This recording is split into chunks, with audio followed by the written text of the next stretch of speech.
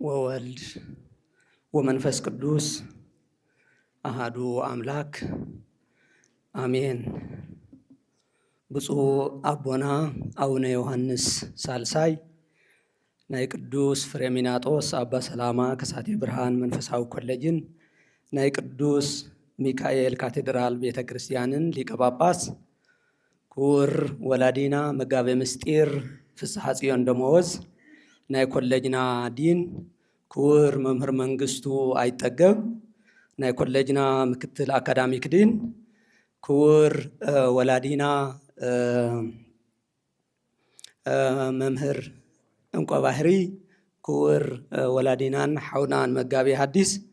ኩልኻትኩም ካብ ደገን ካብ ውሽጥን ናውዚ ዝተረኸብኩም አቦታተይ ኣሕዋት ወለዲ ብእግዚአብሔር ስም ደሓን ደው ዒላትኩም ደሓን መጺኻትኩም አሜን። ኣብ ዕድመና ንእሽተይ ዕድመ ወሲኹ ቃሉ ክንሰምዕ ክንመሃሃር እዛ ግዜ ስለ ዝፈቀደልና ናይ ሰራዊት ጎይታ እግዚአብሔር አምላኽና ስሙ ዝተመስገነ ይኹን። ሽሞ ያው መራሕ መድረኽ እቲ ንኣይ ዝተባሃለ ነገር ኩሉ ተቐቢለየ ክኸውን ስለ ዘለዎ ብሓፈሻ ግን ሰብ በቲ ዝተወሃቦ ጸጋ በቲ መንፈስ ቅዱስ ዝሃቦ ጸጋ እዩ ዝነብር እሞ ኩላትና ዝተወሃበና ነገር ብምሉእ ብልቢ ተቐቢልና በቲ ዝተወሃብናዮ መጠን ኣገልገልቲ ኮይና ከምቲ ዝሓለፈ ዘኽበርናዮ ሰሙን ምናልባሽ በዓል ሓደ መኽሊት ይህሉ ይኸውን፣ በዓል ክልተ ይህሉ ይኸውን፣ በዓል ሓሙሽተ እውን ይህሉ ይኸውን። ምናልባሽ ከምቲ ናይ ምናን እውን ኩላትና ማዕረ ዝተወሃበና እውን ክንህሉ ንኽእልና ሰብ በቲ ዝተወሃቦ በቲ ካብ መንፈስ ቅዱስ ዝተቐበሎ መክሊት እና ኣገልግሎት እንተገልጊሉ ኮይኑ እኹሉ ስለ ዝኾነ ሓውና ዝመደብዎ መደብ ያው ንኹላትና ዝበፅሕ እዩ እሞ ክብረት ይሃበልና ክብል መጀመርያ ማለት እዩ። ሽሞ ያው ኩላትና ከም እንፈልጦ ሕዚ ዘለናዮ ሰሙን ብናይ ቤተ ክርስቲያንና ናይ ዘመነ ከፋፍላ ወይም ደሞ ናይዚ ጾም ኣርባዓን ንብሎ ናይ ጎይታና ናይ መድሓኒትና ናይ ኢየሱስ ክርስቶስ መዋእለ ጾም ኣብዚ ዘለዉ ሳምንታት ብምልኦም ነናይ ባዕሎም ስያሜ ዘለዎ ምዃኑ ኩላትና ንፈልጥ ኢና። ካብ ዝሎማዓንቲ ጀሚሩ እስካዕ ቀጻላይ ዘሎ ኒቆዲሞስ ይበሃል። ስለዚ ናይ ኒቆዲሞስ ምስ ጎይታና መድሓኒትና ኢየሱስ ክርስቶስ ተራኺቡ ዝተነጋገራሉ መሰረታዊ ሃይማኖታዊ ትሕዝቶ ትምህርቲ እምነት እንነጋገራሉ ሰሙን ስለ ዝኾነ ኣነ እውን ካብኡ ከይወፃኹ ሎማዓንቲ ብዋናነት ስለ ዳግም ልደት ስለ ልደትና ስለ ህይወትና ኢና ክንነጋገር እሞ እግዚአብሔር አምላኽ ንኹላትና መስተውዓሊ ልቡና ይሃበና። እሺ በመጀመሪያ ናፍቲ ናይ ሎማዓንቲ ርእስና ቅድሚ ምኻደይ ነቲ ናይ ርእስና መነሻ ዝኾነ ካብ ዮሐንስ ወንጌል ምዕራፍ 3 ካብ ቁጽሪ 1 ጀሚሩ እስካብ 5 ዘሎ ኸንቦ እየ። ቃሉ ከምዚ ይብል ካብ ወገን ፈሪሳውያን ሓለቃ አይሁድ ዝኾነ ኒቆዲሞስ ዝበሃል ሰብ ነበረ። ንሱ ብለይቲ ናብ ኢየሱስ መጺኡ መምህር ብዘይ እቲ እግዚአብሔር ምስኡ ዝኾነ ሰብ ነዚ ንስኻ እትገብሮ ዘለኻ ተኣምራት ክገብሮ ዝኽእል ሓደ እኳ የለን እሞ ንስኻ ካብ እግዚአብሔር ዝመጻኻ መምህር ምዃንካ ንፈልጥ ኢና በሎ። ኢየሱስ ድማ ሰብ ካልኣይ እንተዘይተው እግዚአብሔር አምላኽና ዝተመስገነ ይኹን እሞ ብዋናነት ከም ርእሲ መበገሲ እንገብሮ ኣብ ቁጽሪ 3 ዘሎ ሓሳብ እዩ። ሰብ ዳግም እንተዘይተወሊዱ መንግስቲ አምላክ ክርኢ ኣይኽእልን ዝብል ስለ ዝኾነ ምናልባሽ ሕፅረ ቢልና ንምግላጽ ዝኣክል ዳግም ልደት ብዝብል ኢና ክንመሃሃር ማለት እዩ። እዚ ዳግም ልደት ዝበሃል ምናልባሽ ካልኦት ተወሰኽቲ ስማት እውን ኣለዎ። ገልገሊኡ ካብ ላዕሊ ምውላድ ይበሃል፣ ሓደ ግዜ ደግሞ ካብ ሰማይ ምውላድ እውን ይበሃል ማለት እዩ። ሰለስቲኦም መግለጽታት እዮም። ዳግም ምውላድ፣ ካብ ላዕሊ ምውላድ ወይ ካብ ሰማይ ምውላድ ተባሂሉ ይግለጽ ማለት እዩ። ስለዚ እዚ ዳግም ምውላድ ወይም ካብ ላዕሊ ምውላድ ወይ ከዓ ካብ ሰማይ ምውላድ ዝበልናዮ ዝተናገሮ ዘምሃሮ ከም ትሰማዕናዮ ጎይታና መድኃኒትና ኢየሱስ ነዚ ትእዛዝ እዙይ ነዚ ብስራት እዙይ ዝጽሓፈልና ደሞ ሐዋርያ ቅዱስ ዮሐንስ እዩ አውዚ በዋናነት ቲ ኒቆዲሞስ ኮነ አነ ንስኻትኩም ለማዓንቲ ክንርድኦን ክንፈልጦን ዝተደለየ መሰረታዊ ነገር ዝመስለኒ ስለ ዳግም ልደትና ምርዳእ እዩ በመሰረቱ ግዴታ እዩ ከም ግዴታ ይቅሪዎ ጎይታና መድኃኒትና ኢየሱስ ክርስቶስ ዝኾነ ይኹን ሰብ ዳግም እንድሕር ዘይተወሊዱ እቲ ተስፋ ዝገብሮ መንግስቲ አምላኽ ክወርስ ከም ዘይኽእል ክሪአውን ከም ዘይኽእል እዩ ዝናገር ማለት እዩ ስለዚ ናይ ለማዓንቲ ኣብ መወዳእታ መእሰር ነጥብና ዝኸውን እቲ ብምሉእ ውሽጡ ዘሎ ምስራይና እቲ ናይ መወዳእታ ነጥብና ዳግም ልደትና ምርዳእና ምፍላጥ እዩ ዝኸውን መቸም ግደ ሓቂ ስለ ዳግም ልደት ፀንቂቕና ከማይ እንተኾንኩም ፀንቂቕና ተረዲእናየን ፈሊጥናየን ኢና ኢለ ሓስብን ብዙሕ ግዜ ንኒቆዲሞስ ኢና ንድርብየሉ እምበር ዳርጋ ኩላትና ናይ ኒቆዲሞስ ዝመስል ህይወትን ኣራዳዳኣን ከም ዘለና ኣይጠራጠርን ኣነ እውን ሓዊሱ ማለት እዩ ስለዚ ካፍቲ ዝነበረና ፍልጠት ናፍቲ ዝነበረና ፍልጠት ንኡሽተይ ንምርዳእ ዝኣክል ኢና ለማዓንቲ ክንመሃሃር ስለዚ እግዚአብሔር አምላኽ ሕዝውን ብድጋሚ ምስ ኩላትና ይኹን ሽሞ ኣብዚ ርእሱ እዙይ ካብዚ ዳግም ልደት ዝብል ወይም ደሞ ካብ ላዕሊ ምውላድ ወይ ካብ ሰማይ ምውላድ ዝብል ክንሪኦም ኢለ ዝሓሰብክዎም ሓደ 4 ነጥብታት ኣለው እቲ ናይ መጀመርያ ናይ ቀዳማዊ ማለት ዳግማይ ልደት እንዲ ዝብል ዘሎ ስለዚ ቀዳማዊ ልደት ከም ዘሎ ባዕሉ ተቃሊ ነገርና ዳግማይ እንድሕር ተባሂሉ ወይ ካልኣይ ልደት እንተተባሂሉስ ናይ ቀዳማይ ልደት ከም ዘሎ ይርድአና ማለት እዩ ስለዚ ንእሽተይ ድሕረ ባይትኡ ንምንታይ ኢና ዳግም እንውለድ ዳግም ምውላድ ንምንታይ የድልየ ዝብል ሓደ ከም ዋና ኣካል ጌርና ክንነጋገር ኢና ማለት እዩ እቲ ካልኣይ እንሪኦ ዳግም ልደት ካብ ምንታይ ኣይኮነን ዝብል ኢና ንርኢ ካብ ምንታይ ኣይኮነን ኢና ንርኢ ማለት እዩ ስለዚ ዳግም ልደት ብፍላይ ምስቲ ቀዳማዊ ልደት ዝበሃል ዘፈላለዮም ነጥብ እንታይ እዩ ታይት ዋና ዳግም ልደት ንዳግም ልደትና ፈጺሙ ዘየድል ነገር ወይም ደሞ ዘይኾነልና ነገር ታዩ ዝብል ክርኢና ማለት እዩ መበል ሳልሳይ እንድሕር ንዳግም ልደት ዘየድል ነገር ሃሊ ኮይኑ እቲ ዘድልማ እንታይ እዩ ዝብል ደሞ መበል ሳልሳይ ክርኢና ኣብ መበል ራብዓይ በዋናነት እንሪኦ ከይዲ ዳግም ልደትና እንታይ እዩ ዝመስል ዝብል እቲ ኸይዱ ክንርኢና ማለት እቲ ስነ ስርዓቱ ያው እግረ መንገደይ ስነ ስርዓት አልዒሎም ነይሮም በዓል መድረኽና ኣነ እኳ ትሽመ ይፈትወየ ብሓቂ ማለት ኢና ክቕየረለይ እውን ኣይደልን ተወሳኺ እውን ኣይደልን ብፀቦና ስለዚ ስነ ስርዓቱ ክርኢና ማለት እዩ ስነ ስርዓት ክበሃል ከሎ ያው ብዙሕ ነገር ስነ ስርዓት ስለ ዘሎ ማለት እየና እግረ መንገዲ ስነ ስርዓት ናይ ዳግም ልደትና እንታይ ከም ዝመስል ሕፅርና በልና ክርኢና ማለት እዩ ስለዚ ናብቲ ናይ መጀመርያ ነጥበይ ክመጽእ ከለኹ ዳግም ልደት ንምንታይ ኣድለየ ምኽንያቱ እንታይ እዩ ዝብል ነገር ንእሽተይ ንድሓር ተመሊስና ምርኣይ ምፍላጥ ከግድሰና እዩ ማለት እዩ መጀመርያ ግን ቅድሚ ናፍታ ናይ ዳግም ልደት ምኽንያት ቅድሚ ምልዓልና ግን ንእሽተይ ናይ ኒቆዲሞስ ህይወትና ኒቆዲሞስ ዝነበሮ ጭንቅን ዝነበሮ ድልየትን እንታይ ከም ዝኾነ ንእሽተይ ምግላጽ የድሊ ኩላትና ከም እንፈልጦ ኒቆዲሞስ ዝተባሃለ ኣውዙይ ኒቆዲሞስ ተባሂሉ ዝተገለጸ መምህር ምናልባሽ ኩላትና እንወጸሉ እንድይበሉ እንውዕለሉ እንሓድረሉ እንደኽመሉ ነገር ኩሉ ኣለዎ ዝበሃል ሰብ ከም ዝነበረ ብታሪክ ንፈልጦ ኢና ያው እናተምሃርናዮ እውን መጺና ኢና እንታይ እዮም ቶም ንሕና እንደልዮም ነገራት ኣለዉ ምናልባሽ ናውዚ ክንመጽእ ከለና ከም ተምሃሮ ኮይና ካብ ደገ ዝመጽኹም ኣሕዋት ኣሓት እውን ምናልባሽ ወዲ ሰብ እንታይ እዩ ዝደሊ ዝብልስ ንኣና ርሕቆ ይኸውን ምናልባሽ ኒቆዲሞስ ኩሎም ዞም ንሕና እንደልዮም ነገራት ኩሎም ኣለውዎ ምባል ይከኣል ንኣብነት ኒቆዲሞስ በቲ ኩላትና እንደልዮ ናይዚ ምድሪ ሃፍተገነት ንለክዓዮ እንተኢልና ኩሎም ቶም ምድሪ ዘለው ሃፍተገነት እኹል ዝኾነ ሃፍተገነት ነይርዎ እቲ ሃፍተገነት ክበሃል ከሎ ምናልባሽ ብገንዘብ ብቅርሺ ዝልካዕ ክኸውን ይኽእል ብንብረት ዝልካዕ ክኸውን ይኽእል ብዝተፈላለየ ዝልካዕ ናይዛ ዓለም እዚ ሃፍተ ገነት እንብሎ ሃፍታም ንምዃን ዘኽእለና እንብሎ ማለት እዩ ወይም ደሞ ሃፍታም እዩ ንብሎ ሰብ ዝግለጸሎም መንገድታት ዳርጋ ኩሎም ነይሮሞ እዮም ይበሃል ምባል ይከኣል ማለት እዩ ኒቆዲሞስ ስለዚህ ብናይ ሃፍተ ገነት ፈጺሙ ጸገም ስለ ዘይነበሮ እዚ መሰረት ገይሩ ናብ ጎይታና መድኃኒትና ኢየሱስ ክርስቶስ ብለይቲ ከም ዘይመጸ ክንርዳእ ንኽእል ኢና ሓደ ጸሓፍቲ ከም ዝብልዎ ኒቆዲሞስን ምስኡ መሳርሕቱ ዝነበሩ 71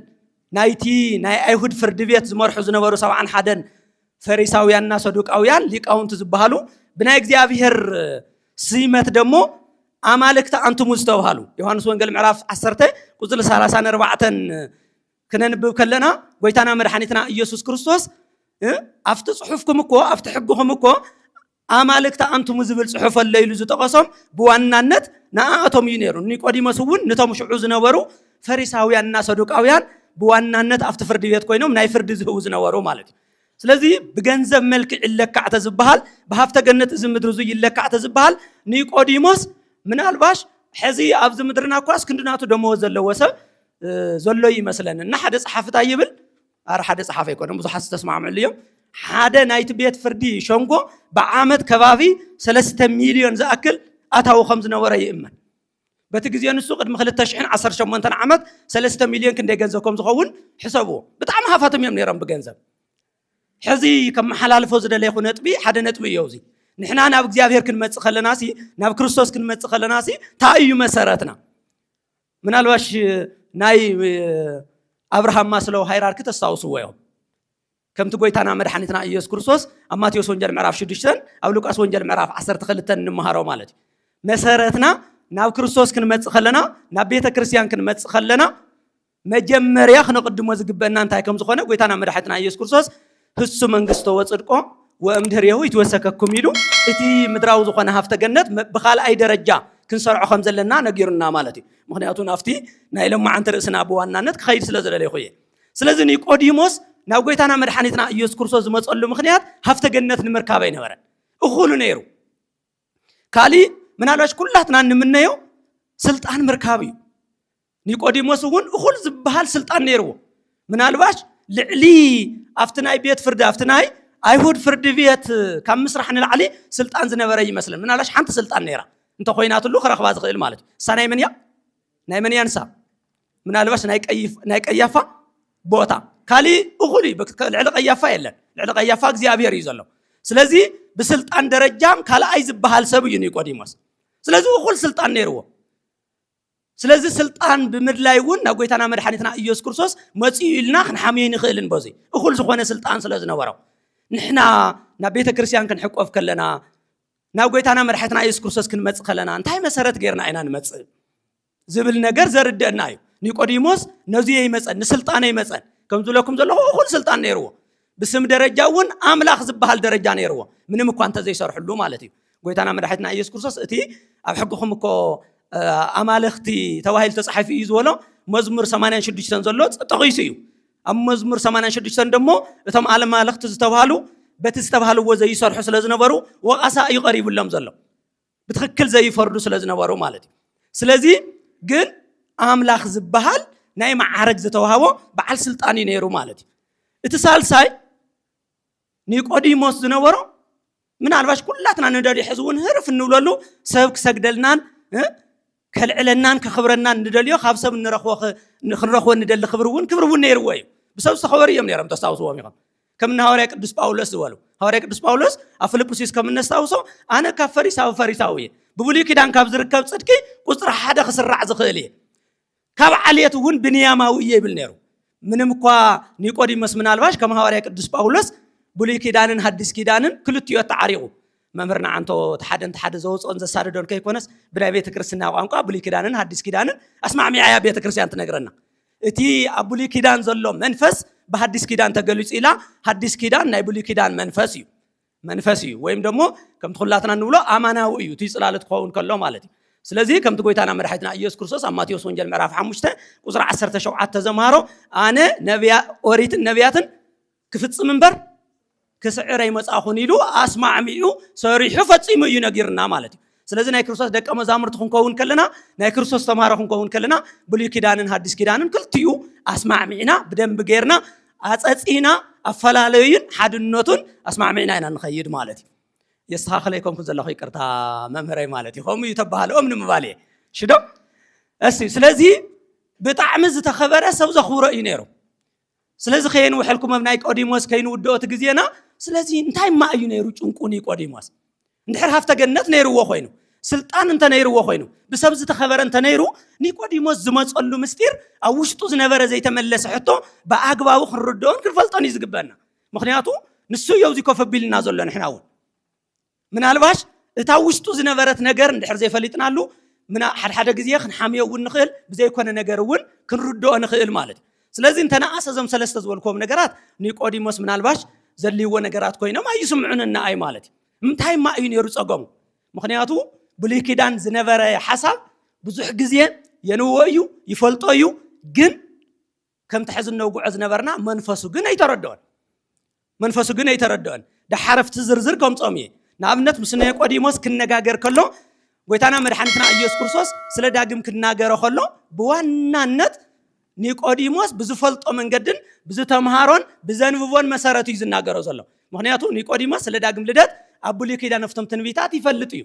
ተናኣሰ ሕዝቅኤል 36 ዘሎ ሓሳብ ካብ ቁፅሪ 24 እስካብ 28 ዘሎ ኣፀቢቑ ይፈልጦ እዩ ቀፂሉ ዘሎ ሕዝቅኤል 37 እቶም ዝደረቁ ዕፅምቲ ግን ክሰምዑ ስለ ዘለዎም ቃል ኣምላኽ ዝተነገሮም እስትንፋስ ከኣትወሎም ትንቢት ዝተናገረሎም ኣፀቢቑ ይፈልጦ እዩ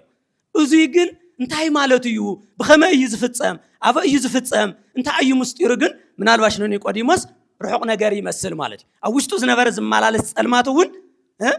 መቸም ፀልማት እንድሕር ሃልዩ ብርሃን የለን ኩሉ ግዜ ንፈልጦ ኢና ስለዚ ሓደ ግዜ ዝተሓዋወሱ ስምዒታት ኣለውና ስለዚ ተ ውሽጡ ዝነበረ መንፈስ ኣብ ብሉይ ኪዳን ዝፈልጦን ዝተረድኦን ነገር ከመይ ከም ዝፍፀም ንኽርዳእ እዩ ኒቆዲሞስ ቀሪቡ ኢለ እየ ዝሓስብ ማለት እዩ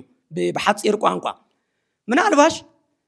ንጎይታና መድሓኒትና ኢየሱስ ክርስቶስ ዘቕረበሉ ሕቶ እውን ነዙይ ዝመስል እዩ እንታይ ድዩ ዝበሎ መምህር እትገብሮ ዘለኻ ነገራት እሲ ካብ እግዚኣብሔር ዝተለኣኸ ተዘይኮይኑ ካልእ ክገብሮ ይኽእልን ስለዚ ካብ እግዚኣብሔር ዝተምሃርካ ዝተለኣኽካ መምህር ኢኻ ኢልዎ ኣነ ቃሉ ከስተኻኽለ ኣይክእልን ግን ኒቆዲሞስ ብትክክል ተዝርድኦ ነይሩ ኣብ ውሽጡ ዘሎ እውን ዝመላለስ ተዝርድኦ ነይሩ እንታይ ምበለ ነይሩ ይመስለኩም ንስኻ ካብ ሰማይ ዝመፃኻ መምህር ኢኻ ጥራሕ ከይኮነስ ናይ መምህር ካብ መምህር ዝዓበየ እዩ ክርስቶስ ካብ ሰማይ ዝመፀ ህይወት ንምሃብ ስለ ዝኾነ ካብ ሰማይ ዝመፃኻ ህይወት ክትህብ ዝመፃኻ ኢኻ ምበለ ነይሩ ማለት እዩ ምክንያቱ ሕዚ ስለ ዳግም ልደት ስለ ህይወት ኢና ነውግዕ ትፈልጡ ኢኹም ኣብ ዓለምና ንጎይታና መድሓኒትና ኢየሱስ ክርስቶስ ከም መምህር ዝፈልጥዎ መዓት ሰባት ኣሎ ዋላ ዘየኣምኑ ሰባት ጎይታና መድሓኒትና ኢየሱስ ክርስቶስ ዝተናገሮም ኣብ ወንጌላት ዘለው ነገር እናንበቡ ከመይ ዝበለ ዘድንቕ ተናጋሪ ዝኾነ ጽቡቕ ንግግር ዘለዎ ፈላጥ ዝኾነ መምህር ዝብሉ መዓት ኣለዉ ስለዚ ናይ ኒቆዲሞስ ህይወት ከምቲ ኣብ ዘፍጥረት ምዕራፍ 3 ቁፅሪ 7 ነንቦ እዚ ናይ ዓለም ሃፍተ ገነት ምውናን ኣብ ዓለም ዘሎ ስልጣን ምውናን ኣብ ዓለም ዘሎ ፍልጣት ምውናን ምናልባሽ ዕፀ በለስ ይኹን ብሎ ንኽእል ዕፀ በለስ ትፈልጡ ዲኹም ኣዳምስ ወደቐታ እዩ ዝገበረ ኒቆዲሞስ ከም ማኒ መምድሪ ዘሎ ሰብ ዕፀ በለስ ኣግልዲሙ እዩ ዝኸይድ ነይሩ ዕፀ በለስማ ጎይታና መድሓኒትና ኢየሱስ ክርስቶስ ናብ ኢየሩሳሌም ክኸይድ ከሎ ኣብ ማቴዎስ ወንጌል ምዕራፍ 21 ካብ ቁፅሪ 18 ጀሚርና ክነንብብ ከለና ኣብ ቅድሚኡ ፀኒሓ ፍረ ዘይተረኸበላ ምሕላፍ ዝኸለቶ ዳሕራይ ግን ዝደረቐት በለስ እዩ ነይሩ ወዲ ሰብ ብምንም ተኣምር ኣብ ምድሪ ብዝረኸቦ ሃፍተ ገነት ናይ መንግስተ ሰማያት ህይወት ክህልዎ ይኽእልን ማንም ሰብ ናብ ትምህርቲ ቤት ናይ ዘለዓለማዊ ህይወት ብዘይካ ናብ ቤተ ክርስቲያን ብዘይካ ናብ ዙይ ማዕድ እግዚኣብሔር ናብ ዘለዎ ተዘይኮይኑ ማንም ሰብ ትምህርቲ ቤት ኣብ ዝኾነ ይኹን ዝዓበየ ሃርቫርድ ዩኒቨርሲቲ ተኸዱ ምናልባሽ ብዝፈለጦ ፍልጠት ናይ ዘለዓለም ህይወት ክረክብ እየ ኢሉ ዝኸይድ ሰብ የለን ንዘለዓለም ህይወት ዘየውቅዕ ማንኛውም ነገር ዕፀ በለስ እዩ መወዳእቱ ዝደርቕ እዩ ትፈልጡ ዲኹም ዕፀ በለስ እንታይ ከም ዝበላ ንፅባሒቱ ክኸይድ ከሎ ናብ ኢየሩሳሌም እሲ ቆፅሊ ኮይና ስለ ዝረኸባ እዚኦም ቆፅሊ እዮም ቆፅሊ ትፈልጡ ኢኹም ቆፅሊ ፀሓይ ክወፅእ ከሎ ደሪቑ እዩ ዝረግፍ ስለዚ ፍልጠትና ኣብ ምድሪ ዝሰብሰብናዮ ገንዘብ ብሰብ ዝግበር ክብሪ ካብ እግዚኣብሔር ተይዘይኮይኑን ምስ ናይ እግዚኣብሔር ፈቃድ ዘይኸይድ ተኮይኑን ከድሕነና ኣይኽእልን ማለት እዩ ስለዚ ኒቆዲሞስ ብበለስ ኣግዲሙ ዝመላለስ ዝነበረ ሰብ እዩ እዙይ ስለዝኾነ እዩ እምበኣር ሕዚ እቲ ዳግም ልደት ምስጢሩ ከማና ዘይተረድኦ ነበረ ሕዚ ጋና ተመልከቱ ናበይ ይምለስ ከም ዘሎ ማለት ጎይታና መድኃኒትና ኢየሱስ ክርስቶስ ዳግም ክትውለደለካ ክብሎ ከለስ ብቐጥታ ናብ ኣእምሮኡ ዝመፀ ከመይ ገይሩ ሰብ ዳግም ዝውለድ እንደገና ሰብ ምስ ዓበየ ናብ ማህፀነ ድዩ ይምለስ ድዩ እወ በቲ ስነ ተፈጥሮ ሓደ ሰብ ናብ ድዩ ማህፀን እንደገና ክምለስ ይኽእልን እንድሕር ተወሊዱ ሓደ ግዜ እዩ ዝውለድ ብናይ ዳግም ልደት ግን ዕድመ ገደብ የውሉን ስለዚ ታየ ክብል ደልየ ኒቆዲሞስ ካብ ኒቆዲሞስ እንመሃረ ህይወት እዩ ንሕና ስለ ዳግም ልደት ኮነ ስለ ናብ ቤተ ክርስቲያን ክንመላለስ ከለና ስለ ጠቅላላ መንፈሳዊ ነገር ክንመሃር ከለና እንታይ እዩ ዘመላለሰና እንታይ እያታ ዘይረኸብናያ እንድሕር ሰሪሕኩም ከማንም ሰብ ክረክብ ንኽእል ኢና ግደ ሓቂ ማለት እንድሕር ፅዒርና ክረክብ ንኽእል ኢና ከከም መጠና ከከም እግዚአብሔር ዝሃበና ማለት ግን እግዚአብሔር ጥራሕ ዝሰርሓ ካብ እግዚአብሔር ጥራሕ ትርከብ ነገር ግን ኣላ ንሳያ ኒቆዲሞስ ኢንዋ ነይሩ ንሳን ምርካውን ይመጽዩ ኒቆዲሞስ ከምቲ ኣብ ወንጌላት እንንቦ ከይዱ ረኺብዋ እዩ ኣብ ወንጌላት ኒቆዲሞስ 3 ግዜ ኢና ስሙ ተጻሒፉ ንረኽቦ ሓደ ዝሕዝን እንቦ ዘለና ቀጽሎም ምዕራፍ 7 ብጣዕሚ ቅኑዕ ስለ ከም ዝነበረ እውን ይነግረና ለምሳሌ ንጎይታና መድኃኒትና ኢየሱስ ክርስቶስ ቃሉ ከይሰምዑ ኣብ ፍርድ ቤት ከይቀረበ ከይተጠየቀ ይፈርድዎ ስለ ዝነበሩ አይ ሓደ ሰብ እኮ በትሕግና መሰረት መጀመሪያ ናብ ፍርድ ቤት ቀሪቡ ክስማዕ እኮ ይዝግባ ድምፁ ክስማዕ እኮ ይዝግባ እንደገና መርትዖት ሃሊዎውን መርትዖ እኮ ይኸርብ ዝግባው ስዊልካ እኮ ብደጊ እኮ ይፍረድን ይልዎም ኣታንስኻ ዓሻዲኻ ካብ ገሊላ ነብይ ይወፅድ እዩ ኢሎም ሓጭጮምሉ ቀሊዶምሉ ማለት ካብ ገሊላ ይምፃ ካብ ይሁዳ ይምፃ ካብ ሰማርያ ይምፃ ካብ ዝመፀ ይምፃ ግን እቲ ሕጊ ከይተሰምዐን ከይተጠየቀን መርትዖ ከይቅረበን ግን ክፍረደ የውልን ይዕምፁ እዮም ነይሮም ማለት ኑ እዮም ኣማልኽቲ ተባሂልኩም እኳ ንስኻትኩም እሲ በቲ ዝተባሃለኩም ዘይትሰርሑ ዘለኹም እሲ ኣነ ቁኑዕ ክሰርሕ ከለኹማ ከመይ ጌርኩም ኢኹም ንስኻትኩም ብትክክል ኣይትፈርድን ዘለኻ ኢልኩም እትኸስኑ ዘለኹም እዩ ዝበሎ ታዓንትዎ ዘለዓልክዎ ኣብ ሕግኹም ዶ ኣንቱም ኣማልክቲ ዝብል ጽሑፍ የለን እዩ ክብል ከሎ እዚ እዩ ዝናገር ነይሩ ማለት ስለዚ እስኪ ኣብ ቅድሚ ፍርዲ እግዚአብሔር ኣብ ወንበር እግዚአብሔር ንቕረብ ሞ መን እዩ ትክክል ዝሰርሕ ዘሎ ኣሽንኳይ ኣነስ ንስኻትኩም ኳስ በታ ዝተዋሃትኩም እግዚአብሔር ዛበኩም ኣማልክቲ ተባሂልኩም ነይሩ ኢሉ ኒቆዲሞስ ግን ኣብኡ ከም ዝነበረ ማለት ስለዚ ምዕራፍ 7 ንረኽቦ ኣብ ቀጻላይ ምንታይ ንረኽቦ ኣብ መወዳእታ ኣብ ዮሃንስ ወንጌል ምዕራፍ 19 ንረኽቦ ማለት እቲ ተመልከቱ ሕዚ ኒቆዲሞስ ስለ ዝተረዶ ብገንዘብ ዘይድሓን ምዃኑ ስለ ዝፈለጠ እቲ ዝነበሮ ገንዘብ ኩሉ ክብል ከለኹ ምናልባሽ ነቲ ሽዑ ብጣዕሚ ክባር ዝነበረ ብዙሕ ገንዘብ ከም ዘውፅእ እዩ ዝንገር ሕዚ ንሱ ይነጋገረሉ እምበር ኒቆዲሞስ ጎይታና መድኃኒትና ኢየሱስ ክርስቶስ ንጎይታና መድኃኒትና ኢየሱስ ክርስቶስ መግነዚ ዝኸውን እቲ ዘምፅኦ ሽቶ ዝገዝኦ ሽቶ ብጣዕሚ ክባርና ብዙሕ ገንዘብ ዘውፅእ ነይሩ ማለት መንግስቲ ኣምላኽ ተተረዲ እኳ እቲ ኣብ ውስጥና ዘሎ ፀገም እንተተረዲእና ኮይኑ ምናልባሽ ናይ ገንዘብ ቦታ ንሽቶ ይክኸውን ዝኽእል ማለት ስለዚ ኒቆዲሞስ ዝነበረ ገንዘብ ብምሉ ህይወቱ እንተይተረፈ መቸም ትፈልጡ ኢኹም ንጎይታና መድኃኒትና ኢየሱስ ክርስቶስ ነቲ ብጠቕላላ ብሓሶት ከሲሶም ኣይሁድ ብሓሶት ከሲሶም ዝሰቐልዎ ጎይታ ከምኡ ጌርካ ተንከባኺብካ ምቕባርን በቲ ክብሪ ንሱ ምቕባርን ባዕሉ ተመሊሱ ንመዘሁ ስለ ዝነበረ ኒቆዲሞስ መወዳእታ ህይወቱ ክህብ ከሎ እዩ እንሪኦ ማለት ግን ስለ ዝተረድኦ እዩ ስለዚ ገንዘብ ምንም ከም ዘይኮነ ክብሪ ምንም ከም ዘይኮነ ስልጣን ምንም ከም ዘይኮነ ኣብ ትሕቲ ናይ ክርስቶስ ስልጣን ኣውዲቕዎ ማለት ስለዚ እዙይ ናይ ኒቆዲሞስ ንእሽተይ ካብ ኒቆዲሞስ እንመሃሮ ጉዳይ እንትኸውን ብዋናነት ናፍቲ ርእሰይ ክመፅእ ከለኹ ግን ስለዚ ዳግም ልደት ክብል ከሎ ጎይታና መድኃኒትና ኢየሱስ ክርስቶስ ንምንታይ ዳግም ልደት ኣድለየ እምበኣር ዳግም ልደት ዘድለየሉ ብዋናነት ታሪኩ ዝወስደና ናብ ናይ ወዲ ሰብ መጀመርያ ናይ ወዲ ሰብ ፈጣጥራ እዩ ዝወስደና ኩላትና ከም እንፈልጦ ናይ መጀመርያ ኣዳም ቀዳማዊ ኣዳም ኣቦና ንሕና ውነው ኮይና ኣብርኩ ኮይና ክንበልዖ ዝግበአና ነገር ሓዲግና ንኣብነት ኣብ ዘፍጥረት ምዕራፍ 2 ቁጥሪ 16 ዝተኣዘዝናዮ ኣብ ኤደን ገነት ካብ ዘሎ ፍረኦም ኩሉ ብልዑ ኣብ ቁጥሪ 17 ግን ናይዚኣ ኤክሰፕሽን ዝኾነት ክትብላዕ ዘይብላ ካብታ ጽቡቕን ሕማቕን ተፍልጥ ፍረኦም ግን ከይትበልዑ ኢሉ ንኣዳምና ንሄዋን ምስ ኣዘዞም ኣዳምና ሄዋን እቲ ክብላዕ ዝግብኦ ገዲፎም እቲ ክብላዕ ዘይግብኦ ብምብልዖም ኣብ ዘፍጥረት ምዕራፍ 3 ከምነንቦ እታ ናብ ኤደን ገነት እተውስድ ዝነበረት መንገዲ